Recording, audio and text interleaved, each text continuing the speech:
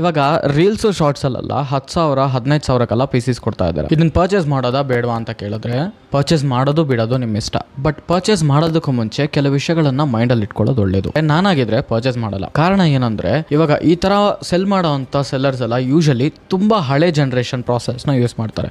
i5 ಅಂತಾರೆ, i7 ಅಂತಾರೆ, but 3rd 4th 5th generations ಆಗಿರುತ್ತೆ. ಆ ಜನರೇಷನ್ i7 ಪ್ರಾಸೆಸರ್ಗೆ ಹೋಲಿಸ್ಕೊಂಡ್ರೆ ಇವಾಗ ಬರೋಂಥ ರೀಸೆಂಟ್ ಜನರೇಷನ್ i3 ಪ್ರಾಸೆಸರ್ಸ್ ಬಂದು ಬೆಟರ್ ಆಗಿ ಪರ್ಫಾರ್ಮ್ ಮಾಡುತ್ತೆ. 16GB ರ್ಯಾಮ್ ಅಂತಾರೆ, ಬಟ್ ಅದರ ಸ್ಪೀಡ್ ಬಂದು ಕಮ್ಮಿ ಇರುತ್ತೆ. ಈ ತರ ಹಳೆ ಜನರೇಷನ್ ಪಾರ್ಟ್ಸ್ನೆಲ್ಲ ಅಸೆಂಬಲ್ ಮಾಡಿ ಅದಕ್ಕೆ ಹೊಸ RGB ಕ್ಯಾಬಿನೆಟ್ ಹಾಕ್ಬಿಟ್ಟು PC ಗೇಮಿಂಗ್ PC ಅಂತ ಕ್ಯಾಂಡಿ ಕ್ರಶ್ ಆಡ್ ತೋರಿಸ್ತಾರೆ. ಸೊ ಇದನ್ನ ಪರ್ಚೇಸ್ ಮಾಡೋದಾ ಬೇಡವಾ ಅಂದ್ರೆ it depends.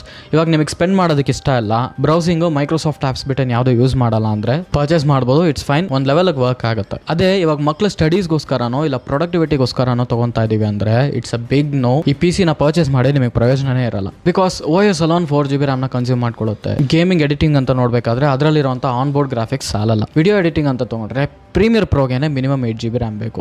ಡವೆನ್ಸಿ ರಿಸಾಲ್ವ್ಗೆ minimum 16GB RAM ಬೇಕು.